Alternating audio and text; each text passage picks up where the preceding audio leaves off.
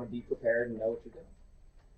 So I don't have it up on that board, but homework's up there. So tonight is just going to be 23 to 28.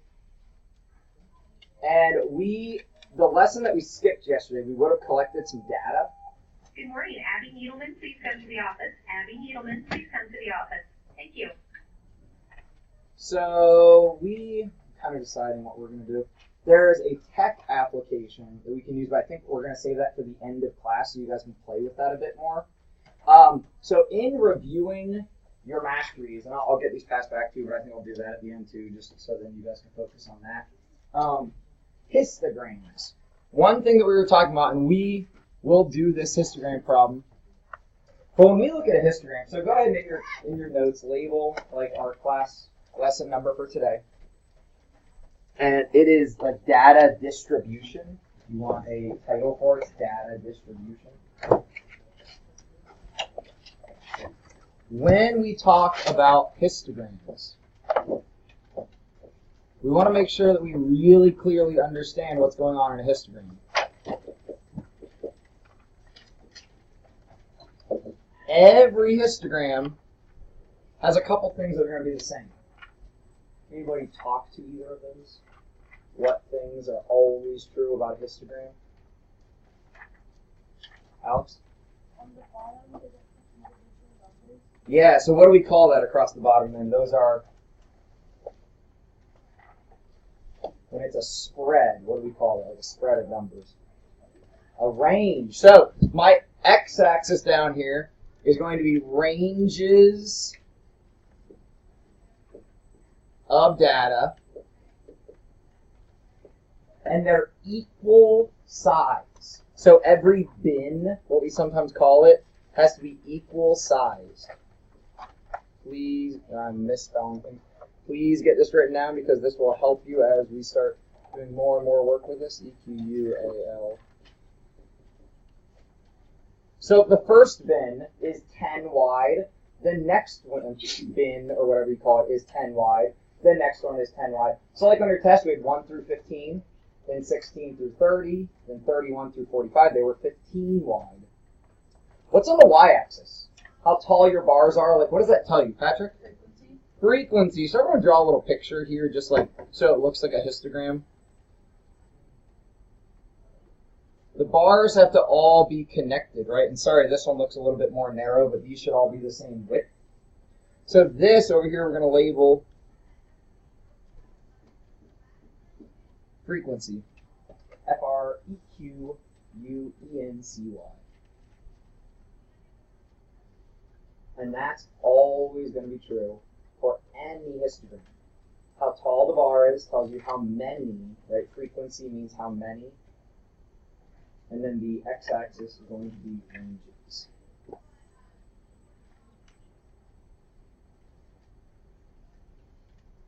Any questions on that?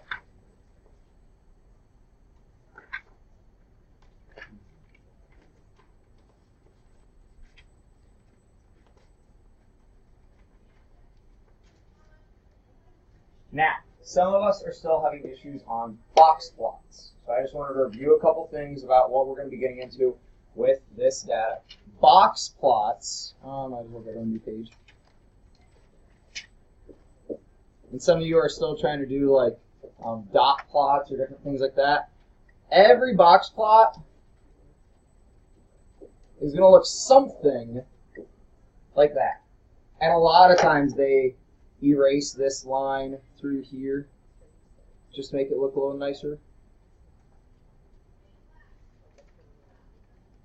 So go ahead and draw one of those in your notes.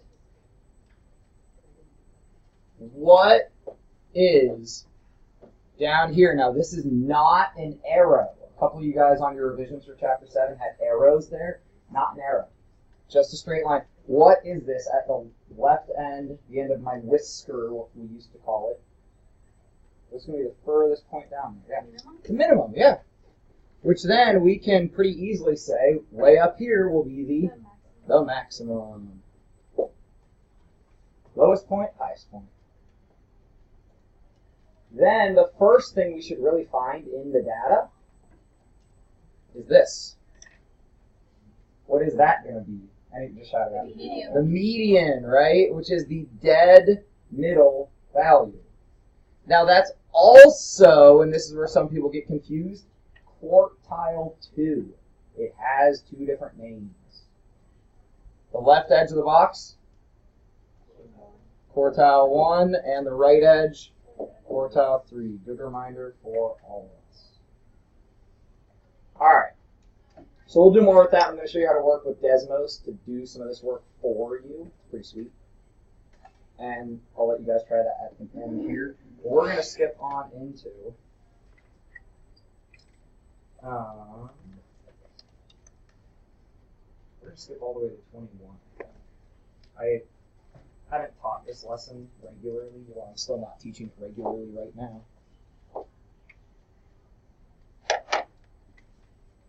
Mr. Webb, we actually have a Mr. Webb over in the academy. Mr. Webb only has one more starting position available on his basketball team. 2 students have tried out for it.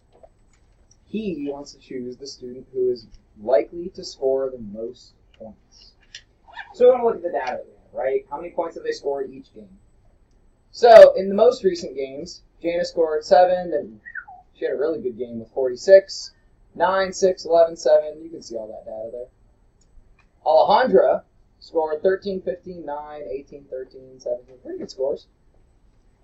Find the mean. So if you don't have a calculator, you're going to want to grab a calculator. Find the mean for each girl.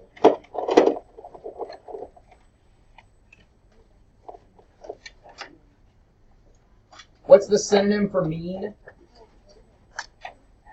Average, right?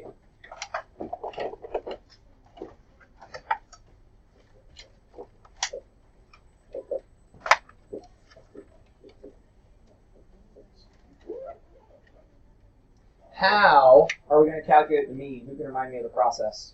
Yeah, Ella? You add all the numbers together and then divide by the amount of numbers. Yeah, for each girl, be careful because I know what you mean, but be careful saying all the numbers. We add the entire set together, divide by how many they have.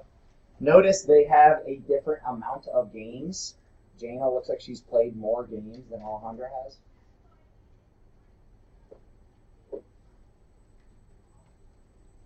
Multiple people need to add this up so we can check our math. It's real easy to make a mistake doing this stuff.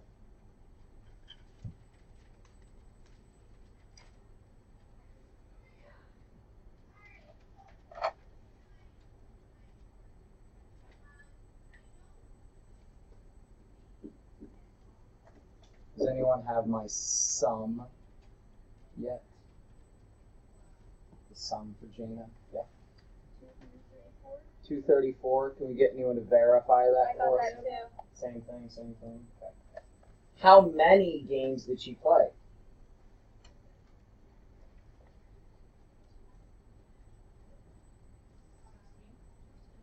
Yeah, I lost count, so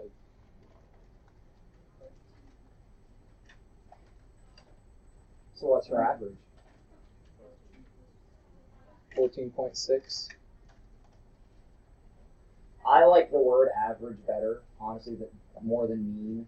Mean is the math technical word. Average is describing what it's like telling you. So I like using the word average. And for Alejandra, less to deal with.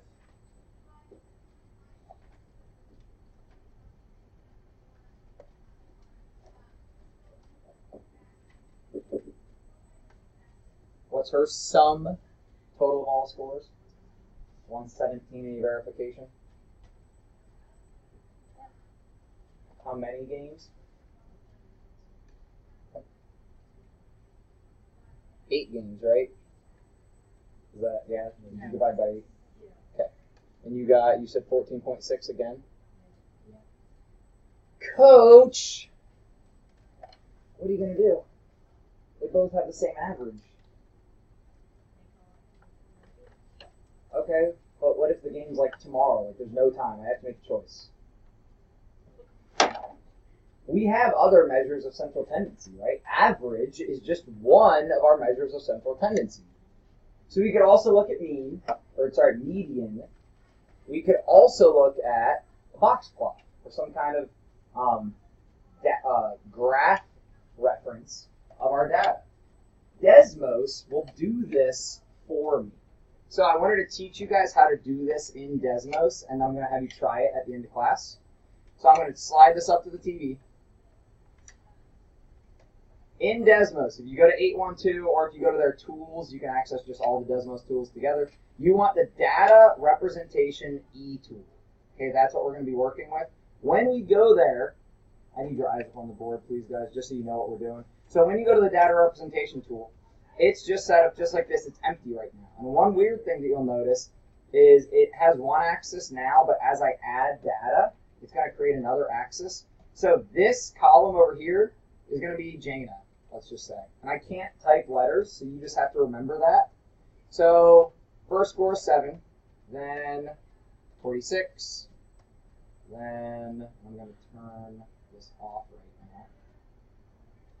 Then 9, and 6. You just type all your data in.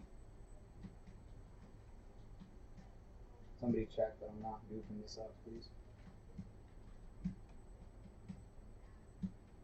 Good? Yeah? Maybe. So then I can turn on different graphs by clicking right here. So my histogram, because of the width of my bins right now, my bin width is 1. Well, this is just how many games did she score between 6 and 7 points. How many games did she score between 7 and 8? Histogram is not a great representation right now because my scores are really spread out. See how spread out? There are some of these ranges have 0 because she never scored 19 points. She never scored 20 points. She scored 21, right?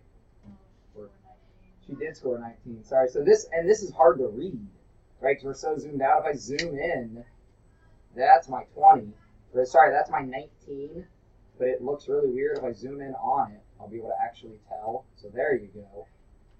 So instead of using a histogram, what might we try? And the book actually tells you to do this. Box plot, right? So it says use parallel box plots. Now what does parallel box plots mean? Well, it defines it right here. 2 box plots on the same number line.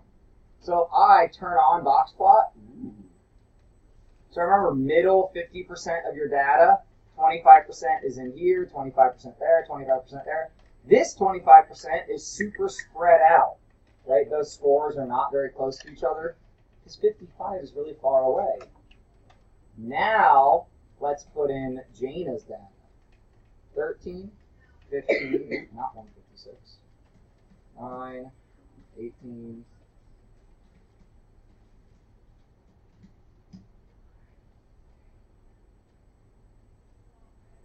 what, and it doesn't matter that these drop down because they're just empties right now. What do you notice about Alejandra's box plot versus Jaina's box plot? Good mouth, Patrick. Grant, what do you notice?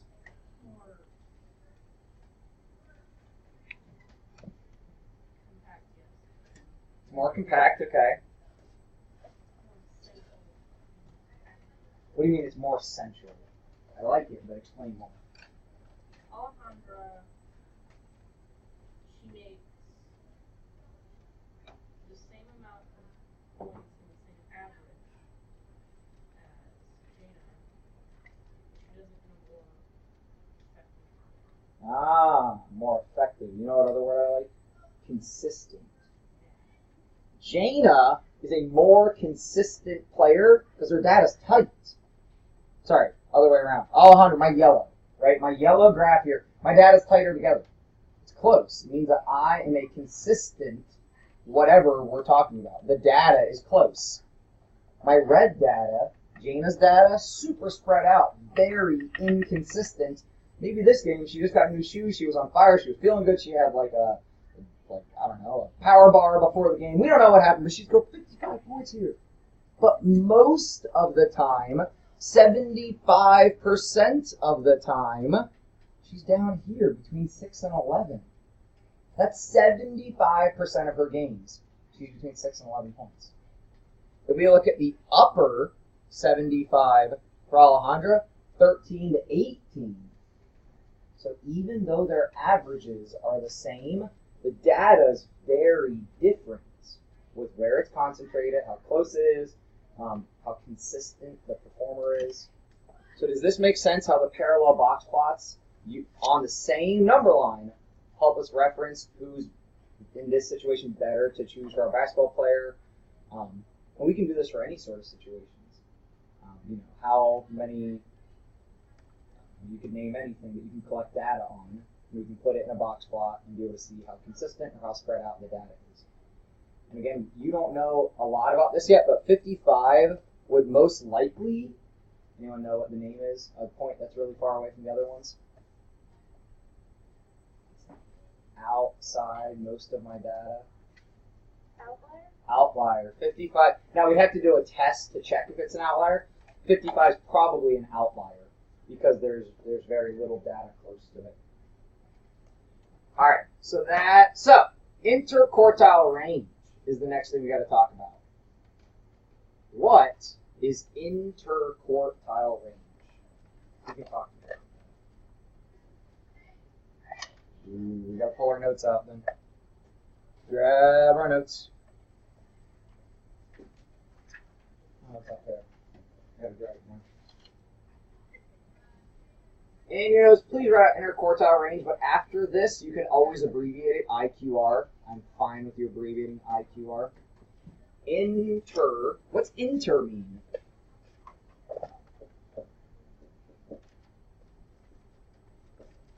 Mrs. Golding, I don't know if we're ready for the STEMS test. You guys know what inter means? Oh, it looks like intergalactical. Say it really loud. So, what is interquartile range? Between the quartiles. Between the quartiles, and range is just distance, right? So, distance, that's a C.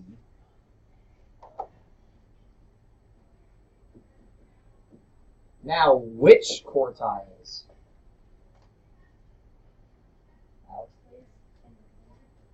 Between Q1 and Q3. Between quartile 1 and quartile 3.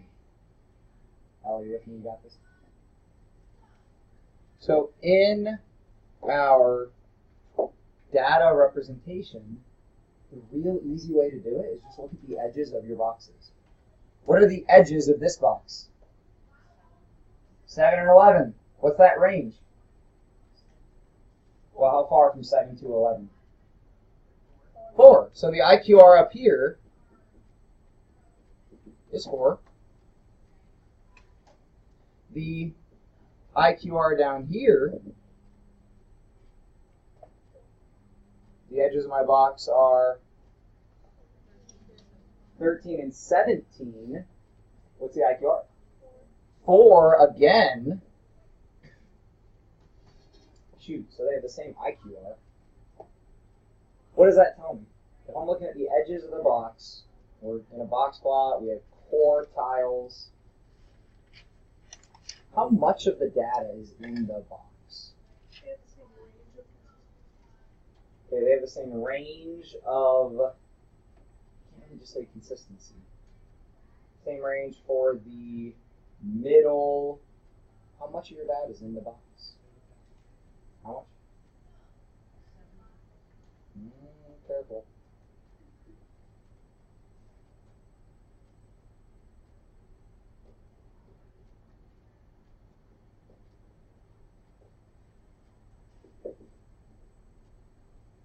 By the box, I mean the whole box.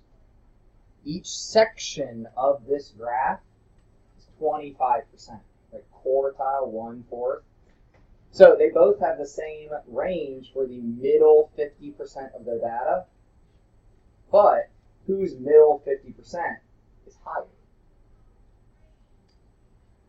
My yellow one, right? That box is higher up the line, so coach is obviously going to choose all of them. Have we kind of done this problem to death? You all look like you're just like, come on, let's move on. Trying to make sure we really understand this, because the first problem on the progression to mastery is take this data and make a box plot. We'll actually ask you to make a stem and leaf first and then make a box plot, but we're doing both.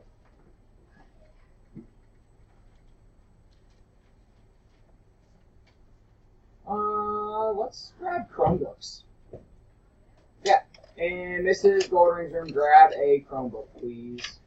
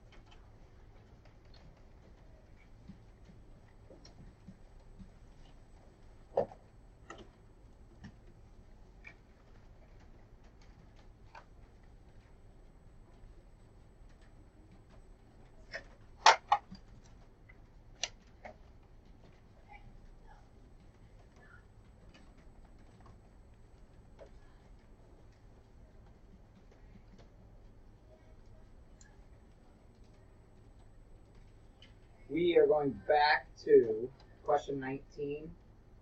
We're going to compare a couple golf clubs. You know golf? Playing golf on this side from putt-putt. Yeah, sorry. I like playing 9. 18's a bit too much. So one column of your data set, once you get to 812 and you get into the data representation tool, will be your wedge, and the other one will be your 8-iron.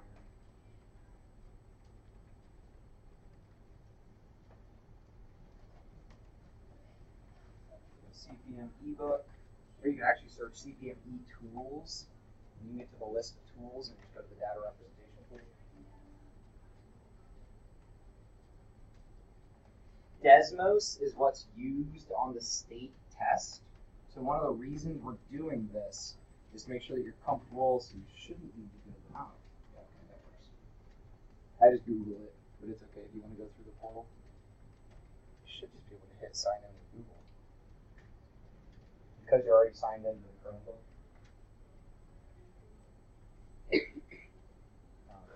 Just click on that since you're already on the page. And then start typing the data in. So go to the book.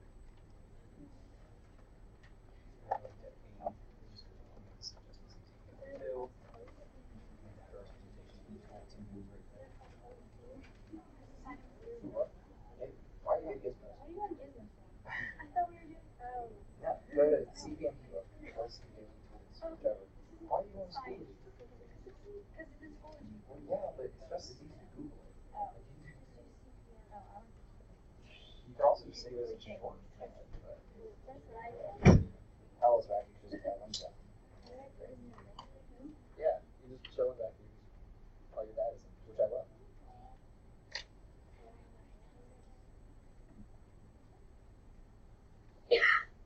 I'm going to give you a little bit of time to get your data entered. So just those top left, you'll see 2 boxes, but then there's more as you enter data. So where it says data sets, your left column will be one club, which I made my wedge.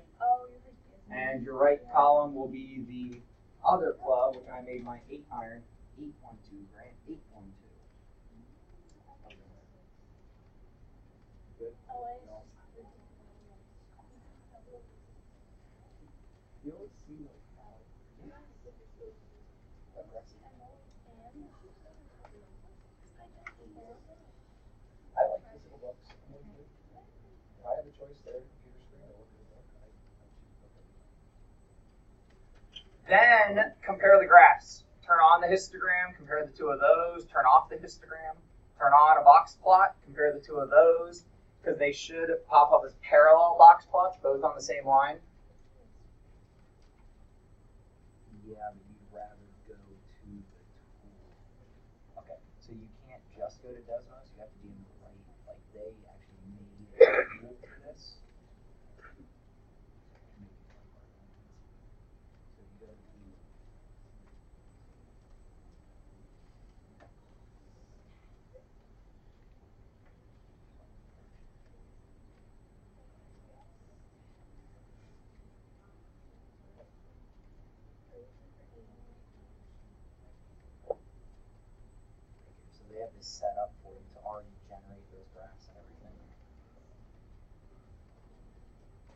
Pull up the histogram and the box plot at the same time then. And guys, these arrows, you can shrink things down.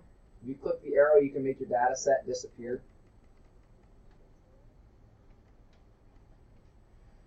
You can grab the graph and move it. You can zoom in and out with the scroll wheel. Notice what happens when you click single variable statistics. It does all the math for you. Check out, click single variable statistics and look at the right column. Checksum means what does it all add up to? N is how many data points did you have. Mean, you know what that is. Minimum, quartile 1, median, quartile 3, maximum.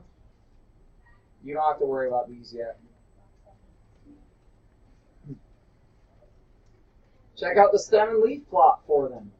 Guys, this tool does everything. So when students of your generation, as I've gotten used to it, tell me I don't need to know how to do this, I'll just Google it. I'll just have a piece of technology do it. I'll just have my job will have a supercomputer that does the thinking for me. You still have to understand what these things mean. You have to be able to look at a box plot and understand there's 25% in each section. You have to know what the mean is. You have to understand what quartiles are. So take some time to play with this. Check out all those different graph options.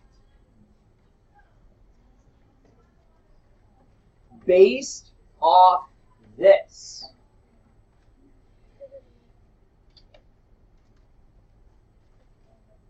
Josh's first hole that he needs to play is 130 yards long. Now, let's go back here. We got to change a couple things. Turn off everything except for histogram. I see hands off keyboards. I'm hoping that you're with me. Turn off everything but histogram. We need to change the bin width to 5. So right here, where it says bin width, click that up to 5. Notice it gets bigger. I can zoom out then. It'll make my life a little bit easier. Make it look a bit nicer.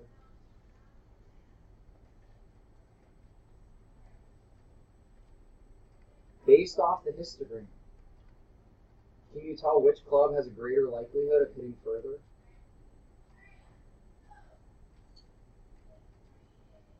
Kind of hard. If this column's really tall, kind of in the middle. These columns are a bit shorter, but they're up higher, like up higher in the range.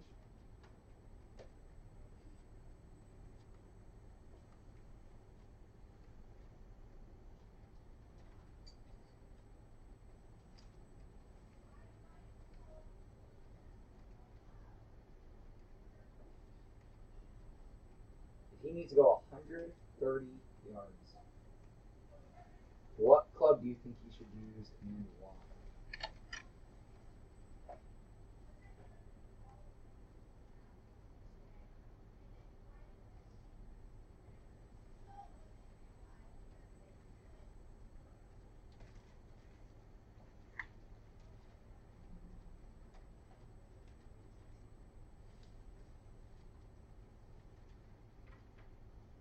Take a moment, talk with your partner. See what you guys think. In your head, are you thinking the same thing? What club would you use to hit when you have 130 yards to go?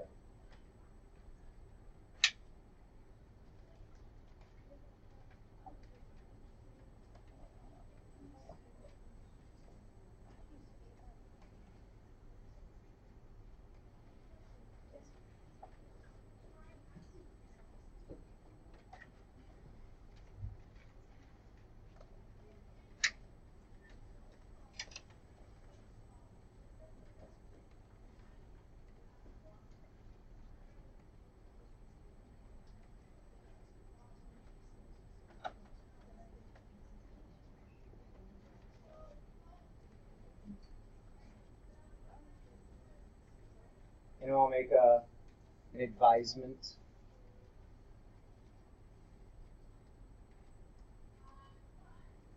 You could justify either of them. It all depends why you want to justify it. Emma? Yours looks weird. Is your bin width? Well, actually, bin width might matter here, but Oh, so yeah, so that's a split in your two different graphs. If you turn off your histogram, then you'll be able to see the parallel box plots right beside each other. Yeah, guys, if you have too much on at the same time, it'll be really difficult to see. We can look at a whole lot of different things here, so give me your eyes for just a moment. This is some of the hardest math stuff because you have to make advisements based off opinions in a way. You've got your data, you've got it represented, this is all true, but now it comes down to your opinion. If I look at the upper 50%, this one compared to this one, which one's closer together? We can just say yellow and red. Yellow's closer together, right? Which one goes higher up? Red. Ooh.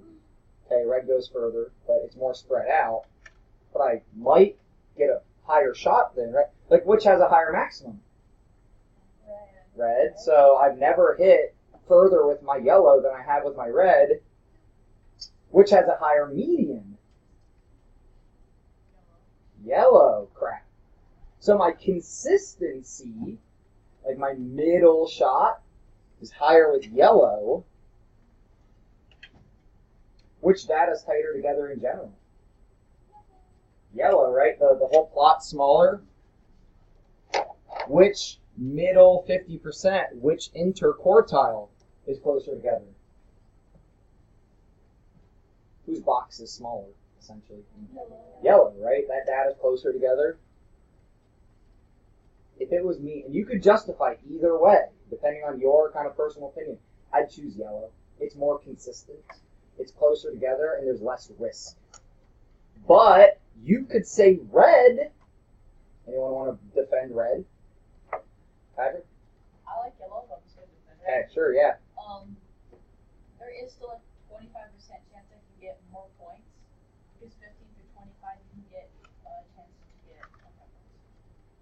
Yeah, right. Well, yards here, Yeah. but yeah, it goes up higher, right? The top 25% is in a higher range than the top 25% here. This is 12 to 20. It's 15 to 25. It's pretty good. But if I look at my top 50%, 4 to 25, 8 to 20, that's tighter, more consistent. But again, how much risk do you want to take? When things are more spread out, there's more risk. Things are tighter together, more consistent. So close this tab, because to start over, it's just as easy to close everything. And pull up another one. Just click it again. Get a blank one pulled up. Let's go to problem. We're just getting that through. We're running out of time. Problem 22. Greg and his sister.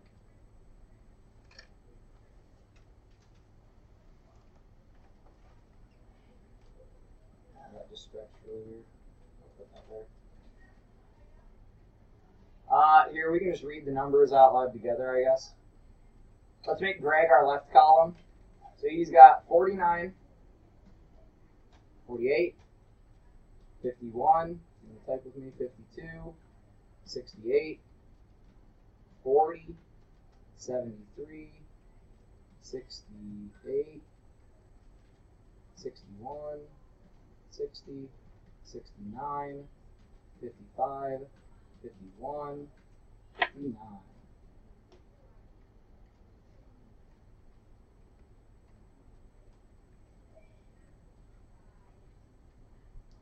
Greg's sister, 49, 45, 37, 63, 56, 57, 62, 50, 42, 48, 55, 64, 40, and 42.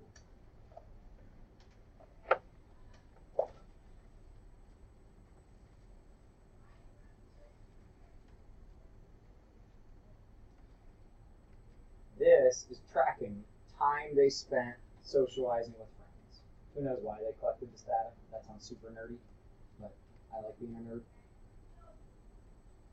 So if we look at box plots for this, Why can't I see my box plots right now? Patrick?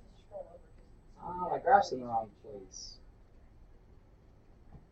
Or I can zoom out too, right? That'll help me be able to see it if I zoom out.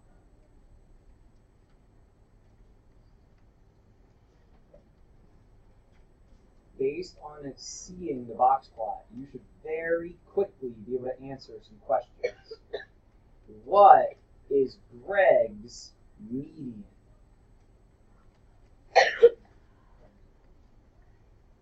What is, yeah, 57, Marvin said. Right here in the middle of the box. What's his sister's median? 49.5, right? Because I think if I typed in my data correctly. So, if we want to compare their median usages, what's the difference between their median usages?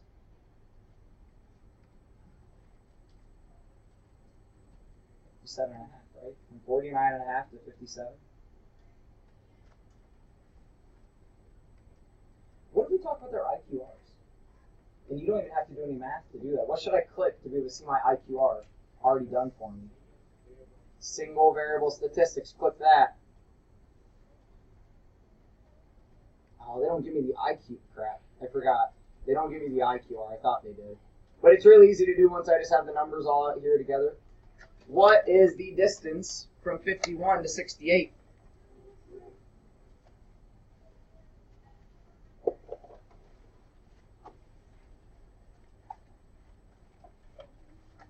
$17, right? What's my distance from 42 to 57? 15. Whose data's closer together? Yellow, right? Yellow's closer together based off the IQR. More consistent. Really, I just wanted you guys to get comfortable using Desmos to type in your data. So there is, and I'll remind you of this tomorrow at some point, there is a quick way, and I think you can just Google like CP&E tools to get to a list of their tools. This is the data representation e-tool. Feel free to use this to make your life easier. That is all the time we have for today because we need to put computers away. So please get the Chromebooks put back where you got them, and then head on out once you pack up. Thank you very much, guys. Please turn in your homework if you did not at the beginning of class, which I feel like a lot of you did not turn in Monday's homework yet. This is going in math. I'm just doing quick checks now.